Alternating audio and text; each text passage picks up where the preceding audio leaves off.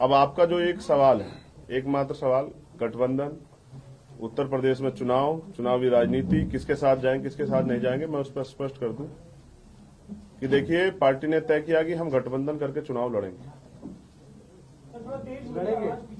Party ने ये तय किया है कि भारतीय जनता पार्टी को रोकने के लिए हम लोग गठबंधन करके चुनाव लड़ेंगे। इसी कड़ी में हम सभी लोगों से मिल रहे हैं। अब मुलाकातें तो पहले भी हुई हैं, आगे भी होंगी, लेकिन जब तक कोई ठोस बात नहीं हो जाती, तय नहीं हो जाता, तब तक मैं इस पे कोई ज्यादा बात आप लोगों के सामने नहीं रख सकता हूं। क्योंकि मुलाकातों के दौर सबसे चल रहे हैं और मुलाकातों का अगर फायदा ना हो तो उसका कोई पॉलिटिकल माइलेज या पॉलिटिकल वो बनता नहीं है। हम पे बहुत सारे बाउंडेशन है। जिस समय कोई चीज फाइनल हो जाएगी तो आप मीडिया के माध्यम से पूरे उत्तर प्रदेश देश को बताना पड़ेगा। तो मुलाकातें तो होती हैं और मुलाकातें होती रहेंगी, और जब कुछ फाइनलाइज होगा तो मैं इस पे खुल के प्रेस नोट देके अपनी बात रखूंगा। मैंने कहा ना, जब तक कुछ फाइनलाइज नहीं हो जाता, राजनीतिक मुलाकातों का कोई बड़ा मतलब तभी बनता है जब चीजें फाइनलाइज हो जाएं। तो जब तक कुछ फाइनलाइज नहीं हो जाता, मैं ऐसी मुलाकात को मुलाकातें नहीं मानता हूं। देखिए, डिमांड, जिनको डिमांड बतानी थी ना, उनको डिमांड बता दी। तो जैसे डिमांड पे आगे कुछ बात बढ़ेगी, विश्वास कीजिए कि आपको तो बताएंगे। भाई, आप ही तो दिखाएंगे, आपके करोड़ों व्यूवर्स है, तो जनता तक कैसे जाएगी बात? आसानी से आपके द्वारा ही जाएगी, तो आपको बताना पड़ेगा, और आपके बिना चलेगा नहीं काम।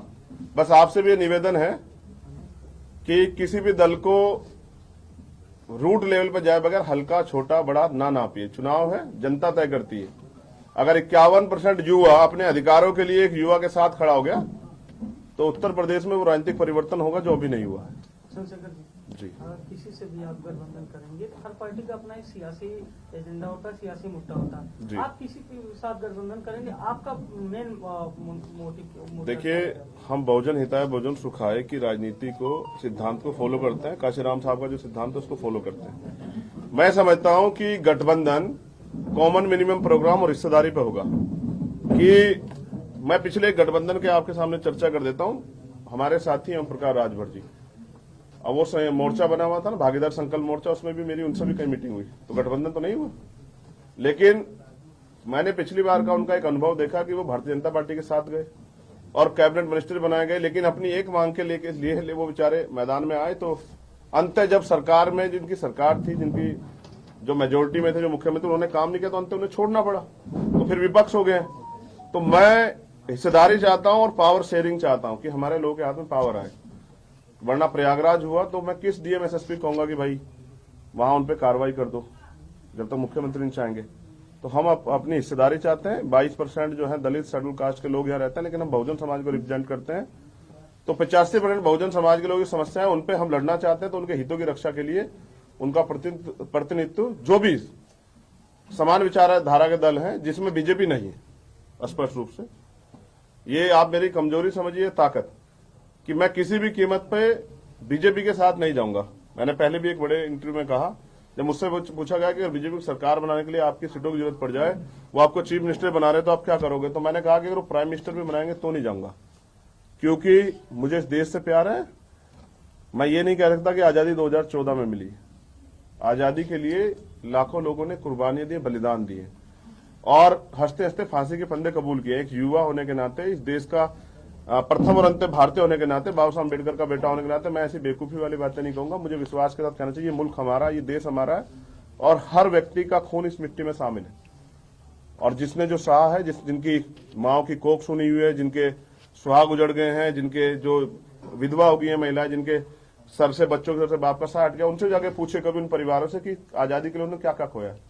लेकिन बहुजन समाज के लोग अभी भी आजादी से वंचित है। उसका पैमाना है कि उनका संवैधानिक अधिकार, जहां पिछड़े वर्ग आयोग की रिपोर्ट आई कि 69,000 शिक्षक भर्ती में घोटाला हुआ, रिपोर्ट में संस्तुति थी, आज तक मुख्यमंत्री ने नहीं किया।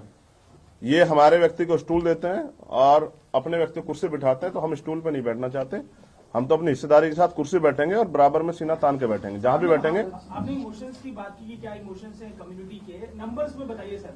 लगातार गठबंधन को लेकर सीटों की नंबर की बात है, नंबर्स को लेकर नंबर्स बता देंगे। मैंने कहा ना, नंबर जिनको बताने हैं उनको बता दिए। कई लोगों से बात कर रहे हैं सर, कुछ तो नंबर को लेकर। मैंने क्या कहा आपसे, देखिए सुनिए ना, जब आप एक, बिल्कुल काशीराम साहब का एक सिद्धांत है, जिनसे संघर्ष होता है उनसे समझौता नहीं होता, जिनसे समझौता उनसे संघर्ष नहीं होता। तो नंबर्स तो एक इतनी छोटी सी कड़ी है ना, जब आप भाजपा को रोकने के लिए जाते हैं तो नंबर्स पे नहीं लड़ते हैं, लड़ाई कुछ और है। सर, कुछ भौगोलिक हिस्सा आपने सोचा है कि वेस्ट में आपकी पकड़ है, उसके हिसाब से डिमांड करेंगे, किस तरीके से मतलब दो चीजें मीडिया के लोगों को बदलनी चाहिए।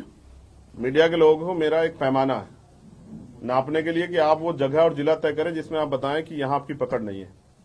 अगर आप इस बात से तय करना चाहते हैं कि मैं शेड्यूल कास्ट के लोगों को रिप्रेजेंट करता हूं, तो मैं बता दूं कि कोई सीट ऐसी नहीं जहां शेड्यूल कास्ट के लोग नहीं रहते, और अगर मैं युवा को रिप्रेजेंट करता हूं तो युवा नहीं रहते। हर विधानसभा में 20 से 25-30 हजार युवा रहते हैं। तो ये बात यहाँ के निगलेक्ट हो जाती है। मैं तो पूर्वांचल में इतनी ताकत रखता हूँ जितनी वेस्ट में। तो मेरे घर से मेरे कार्य की तुलना ना की जाए, क्योंकि मैं व्यक्ति एक हूं लेकिन हमारा संगठन बहुत बड़ा, ये हमने साबित भी किया है।